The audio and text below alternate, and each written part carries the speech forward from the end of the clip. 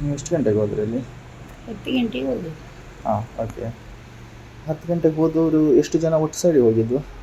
14 ಜನ ಹೋಗೋದು. ಹಾಂ, ಎಲ್ಲ ಒಂದೇ ಫ್ಯಾಮಿಲಿಯವರ? ಎಲ್ಲ ಒಂದೇ ಫ್ಯಾಮಿಲಿ. ಹಾಂ ಹಾಂ ಹಾಂ. ಆ ನಂತರ ನಿಮಗೆ ಹೋದ ನಂತರ ಒಂದೇ ಸಲ ನೀರು ಬಂತಾ, ಹೇಗೆ ಅದು? ನಾವೆಲ್ಲ ಹೆಕ್ಕಿ ಇಕ್ಕಿ ಗೊತ್ತಿಳಿ ನೀರು ಬಂತು. ಹ್ಞೂ ಹ್ಞೂ ನೀರು ಬಂದ ತಿಳಿ ಒಂದು ಸುಡಿ ಹಾಕಿ ಹ್ಞೂ ಎಲ್ಲ ರೀತಿಯಲ್ಲ ಹ್ಞೂ. ಎಲ್ರಿಗೂ ಸಹಜವಾಗಿ ಸ್ವಲ್ಪ ಸ್ವಲ್ಪ ಈಜು ಬರ್ತದ ಅಂತ?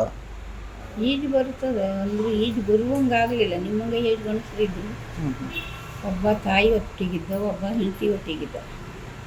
ಹೆಂಡತಿ ತಾಯಿ ಬಿಡುಕಾಗದ ಬಿಟ್ಟೆ ಕಾರಣ. ಹ್ಞೂ ಹ್ಞೂ ಹ್ಞೂ ಹ್ಞೂ. ಅಂದರೆ ಅದು ಏಕಾಏಕಿ ನೀರು ಬಂತಾ ಅಂತ? ನೀರು ಜಾಸ್ತಿ ಅಬ್ಬರ ಬಂತಾ, ಹೇಗೆ ಅದು? ಮತ್ತೆ ನೀವು ಕಾಯಮ್ಮಾಗಿ ಹೀಗೆ ಅದನ್ನು ಹೆಕ್ಲಿಕ್ಕೆ ತೆಗಿಲಿಕ್ಕೆ ಹೋಗುವವರು, ಏನು ಹೊಸದಾಗಿ ಹೋದವರೇ ಯಾರು ಅಲ್ಲ? ಹೌದು.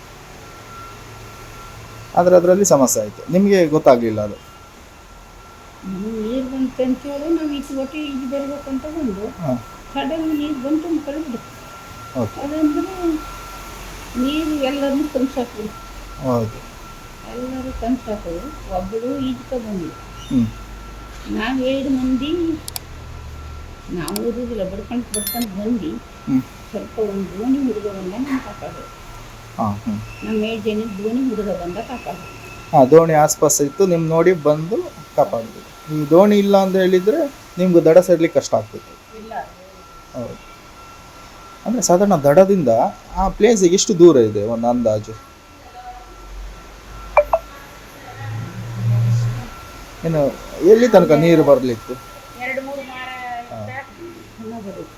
ಹ್ಞೂ ಹ್ಞೂ ಸುಮಾರು ದೂರ ಇತ್ತಲ್ಲ. ನಾನು ಇಲ್ಲಿದ್ದಂಗೆ ಅಂಗಡಿಗಿಂತ ಎಲ್ಲರಿಗೂ ಹಾಂ ಎಷ್ಟು ದೂರ ಇದ್ದಂಗೆ ದೋಣಿ ಮಂದಿ ಹೌದು.